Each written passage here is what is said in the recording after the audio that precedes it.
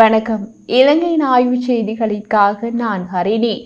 முன்பெல்லாம் தமிழ் அரசியல்வாதிகள் என்றாலே ஆண்டுகளுக்கு ஒருமுறை வரும் கோவில் திருவிழா போல 5 ஆண்டுகளுக்கு ஒருமுறை தேர்தல் காலத்தில் தலையை காட்டும் நபர்களாக இருந்தார்கள். வைத்தியர் ராமநாதன் அர்ஜுனா அரசியலுக்கு வந்த பின்னர் தான் தமிழ் அரசியல்வாதிகள் தினமும் ஏதாவது பேசத் தொடங்கியுள்ளார்கள்.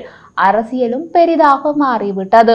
சமீபத்தில் தமிழரசு கட்சி எம்பி சாணக்கியன் நாடாளுமன்றத்தில் பேசிய போது ஒரு சந்திப்பு பற்றி பேசினார். அதில் பிள்ளையான் தொடர்பு பட்டிருந்ததாகவும் குறிப்பிட்டார். அந்த சந்திப்புக்கு என்ன முக்கியத்துவம் என்று அவர் பேச்சிலிருந்து புரியவில்லை. அதை ஏன் நாடாளுமன்றத்தில் கூற வேண்டும் என்றும் புரியவில்லை. ஏதோ ஒரு சந்திப்புக்கு பிள்ளையான் போயிருக்க வேண்டும். அவர் போகாமல் தமது நண்பர் இனிய பாரதியை அனுப்பினார் என்று சாணக்கியன் குறிப்பிட்டார். அதில் என்ன முக்கியத்துவம் இருக்கிறது என்பது சாணக்கியனுக்கே வெளிச்சம். எப்படியோ அதற்கு இப்போது ஒரு மறுப்பு வழியாகியுள்ளது. கிழக்கு மாகாண சபையின் முன்னாள் உறுப்பினர் இனிய பாரதி என்று அழைக்கப்படும் குமாரசாமி புஷ்பகுமார் ஊடகவியலாளர்கள் மாநாடு ஒன்று வைத்து அதில் கூறிய போது, நாடாளுமன்றத்தில் அண்மை காலமாக சாணக்கியன் எம்பி தெரிவித்தமை யாவும் அப்பட்டமான பொய்கள். அவருக்கு முதுகெலும்பு இருந்தால் நேரடியாக இதுபோன்ற செய்தியாளர் சந்திப்பு ஒன்றை நடத்தி உண்மையை நிரூபித்து காட்டுமாறு கேட்டுக்கொள்கிறேன் என தெரிவித்துள்ளார். அம்பாறை மாவட்ட ஊடக மையத்தில் இன்று இனிய பாரதி விசேட ஊடக சந்திப்பை நடத்தினார். அதில் சாணக்கியன் எம்பி தெரிவித்த கருத்துக்கள் தொடர்பில் மாகாண சபை முன்னாள் உறுப்பினர் இனிய பாரதி கூறிய போது, நாடாளுமன்ற உறுப்பினர் சாணக்கியன் என்னை பற்றி நாடாளுமன்றத்தில் தெரிவித்தது அப்பட்டமான பொய். அவருக்கு நாடாளுமன்ற சிறப்புரிமை இருக்கிறது என்பதற்காக மற்றவரின் சுய கௌரவத்தை உரிமையை இழுக்கும் உரிமை அவருக்கு இல்லை. பிள்ளையானின் சகா நான் என குறிப்பிட்டிருக்கிறார். எனக்கும் அவருக்கும் இடையே முரண்பாடுகள் தான் அதிகம். இவ்வாறு இருக்கும் இவர் என்னை இழுத்து இருக்கின்றார்.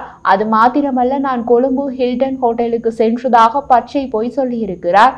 கடந்த 2 வாரங்களில் நான் கொழும்பு செல்லவே இல்லை. எனது சாரதி சுதா என்று சொல்கின்றார். முடிந்தால் அந்த சுதாவை காட்டுமாறு சவால் விடுக்கின்றேன். நான் அவருக்கு பகிரங்கமாக சவால் விடுகிறேன்.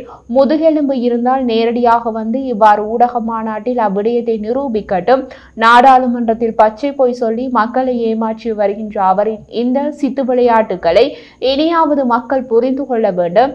இவ்விடயம் தொடர்பாக காவல்துறை அதிபரிடம் நான் முறைப்பாடு ஒன்றை வழங்க உள்ளேன் என்றார். இதையெல்லாம் ஏதோ பழைய கால தெலுங்கு டப்பிங் படம் போல ஒன்றுமே புரியாதபடி உள்ளது. ஒருவர் இதை நாடாளுமன்றத்தில் பேசுகிறார், மற்றொருவர் ஊடகவியலாளர் மாநாடு நடத்தி மறுக்கிறார். இப்படி அடிபடும் அளவுக்கு அந்த சந்திப்பு எதை பற்றியது என்று யாரும் சொல்லவில்லை. நாடாளுமன்றத்தில் இன்று சபை ஒத்திவைப்பு பிரேரணையின் போது நாடாளுமன்ற உறுப்பினர் அர்ஜுனா உரையாற்றியுள்ளார். மிகவும் முக்கியமான விஷயம் அது. அதை சரியான முறையில் தெளிவாக கூறியிருந்தார். அர்ஜுனா பேசிய அந்த விடயத்திற்கு ஏனைய சக தமிழ் சிங்கள நாடாளுமன்ற உறுப்பினர்கள் வாழ்த்து தெரிவித்து பேசியுள்ளனர். நாடாளுமன்றத்தில் அபூர்வமான காட்சி அது. யாழ்ப்பாண தேர்தல் மாவட்ட மக்கள் தாம் சரியான நாடாளுமன்ற உறுப்பினர் ஒருவரை தேர்ந்தெடுத்து அனுப்பியதற்காக பெருமைப்படலாம். இதில் அர்ஜுனா எம்பி கூறிய விடயமானது, உங்கள் எல்லோருக்கும் தெரியும், வைத்தியர்கள் என்பது உயர்வாக மதிக்கப்பட வேண்டியவர்கள். நாடாளுமன்றத்தில் ஆளும் கட்சியில் 16 வைத்தியர்களும் எதிர்கட்சியில் 4 வைத்தியர்களும் இருக்கின்றார்கள். உங்கள் யாரையும் தாக்குவது என்னுடைய விருப்பம் இல்லை. 2021-2022 கால பகுதியில் எங்களுடைய வைத்தியர் தாதியர்கள் வெளிநாடு செல்ல ஆரம்பித்தார்கள். காரணம், எங்களது அரசியலில் நிலைத்தன்மை இல்லாமல் இருந்தது. அது மட்டுமல்லாமல் பொருளாதாரத்தில் வங்குரோத்து அடைந்த நாடாக இலங்கை காணப்பட்டது. ஒரு வைத்தியரை உருவாக்குவதற்காக நாட்டில் 7 மில்லியன் முதல் 12.8 மில்லியன் ரூபாய் வரை செலவாகும் என மதிப்பிடப்பட்டுள்ளது. கல்வி பொதுதராதர உயர்தரத்திலிருந்து MBBS வரை சாதாரணமாக 15 வருடங்கள் எடுத்துக்கொள்வதுடனும் இது குறைந்தது 15 மில்லியன் ரூபாய் செலவாகும் என ஒரு செயல்முறையாகும். கடந்த வருடத்தில் மாத்திரம் 2400 வைத்தியர்கள் வெளிநாடு சென்றுள்ளதாகவும் இதனால் 35 பில்லியன் ரூபாய் நட்டம் ஏற்பட்டுள்ளதாகவும் அவர் தெரிவித்தார். எதிர்க்கட்சி தலைவர் முன்வைத்தபடி அந்த ஆண்டும் அதிக எண்ணிக்கையிலான வைத்தியர்கள் நாட்டை விட்டு வெளியேறினால் பெருமளவு நிதி விரயமாகும். நாட்டில் வைத்திய துறையில் முதுகலை மாணவர்கள் மூலம் அதிக சேவை பெறப்படுகின்றது. ஆனால் அவர்களது நலன் தொடர்பில் உரிய கவனம் செலுத்தப்படவில்லை. அத்துடன் வெளிநாடுகளுக்கு செல்லும் வைத்தியர்களை கட்டுப்படுத்தும் வகையில் முறையான கட்டுப்பாடு முறைமையொன்றை உருவாக்க வேண்டும். ஒரு வைத்தியரின் வழியை இன்னொரு வைத்தியரால் தான் புரிந்து கொள்ள முடியும். எங்களுடைய நாட்டில் அதிகம் அடிமைப்படுத்தப்படுவது மேற்படிப்பு படிக்கும் வைத்தியர்கள்தான். சில வைத்தியர்கள் மக்களுக்கான வைத்தியத்தில் கூடாத வேலைகளை செய்கின்றார்கள். டீச்சர் ட்ரைனிங்ஸ் வைத்தியர்களை இந்த நாட்டில் தொடர்ந்து வைத்திருக்க நாங்கள் நடவடிக்கை எடுக்க வேண்டும். அப்படி எடுத்தால்தான் வைத்தியர்கள் வெளியேறுவதை குறைக்க முடியும். அவர்களுக்கான அடிப்படை சம்பளத்தை அதிகரிக்க முடியவில்லை என்றால் நீங்கள் அவர்களை அழைத்து கூறியிருக்க வேண்டும். இந்த வருடம் அதிகரிக்க முடியாது, அடுத்த வருடம் அதிகரிப்போம் என்று கூறாமல் நீங்கள் அவர்களின் முதுகில் குத்தியதுதான் அவர்களின் வேலை நிறுத்த போராட்டத்திற்கு காரணம்.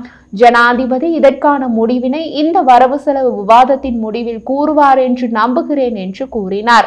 அதனைத் தொடர்ந்து உரையாற்ற எழுந்த நாடாளுமன்ற உறுப்பினர் சத்தியலிங்கம், அர்ஜுனா எம்பியால் கொண்டு வந்த இந்த பிரேரணையை நான் வழிமொழிகின்றேன் என்று கூறினார். அத்துடன் வைத்தியர் அர்ஜுனா எம்பி கூறிய இந்த திட்டத்திற்கு நாங்கள் எங்களது ஆதரவை தெரிவிக்கின்றோம். அது மட்டுமல்லாமல் வைத்தியர்களினுடைய வசதி வாய்ப்பு தொடர்பான பல விடயங்களை கூறினார். அதற்கும் நாங்கள் வழிமொழிகின்றோம் என கூறினார்.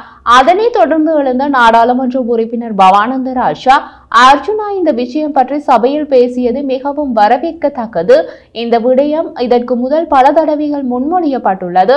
நாடாளுமன்றத்தில் இப்படியான திட்டத்தினை முன்வைத்து பேசுவதற்கு இதுதான் சரியான நேரம் என்று நான் நினைக்கின்றேன். இதனுடைய பலன் வைத்தியர்களுக்கு மட்டுமல்ல, சுகாதாரத்துறைக்கும் கிடைக்கும். படித்த வைத்தியர்களை நாம் தரம் உயர்த்த வேண்டும்.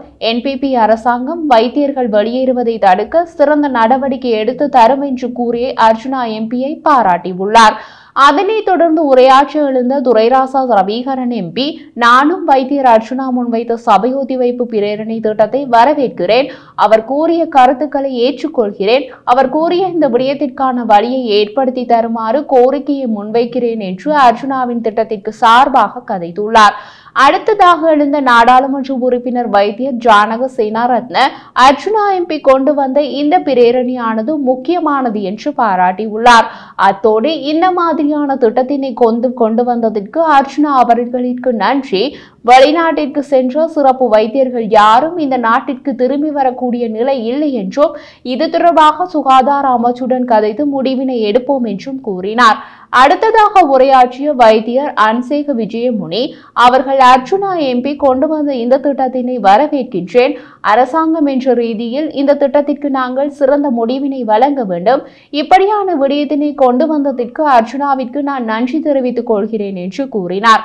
ஒரு தமிழ் எம்பியின் சபை ஒத்திவைப்பு பிரேரணைக்கு இவ்வளவு ஆதரவு வழங்கிய ஆளும் கட்சி தரப்பினருக்கு நன்றி என்று, இது எனக்கு கிடைத்த பெரும் வெற்றி என்றும் அர்ஜுனா எம்பி கூறினார்.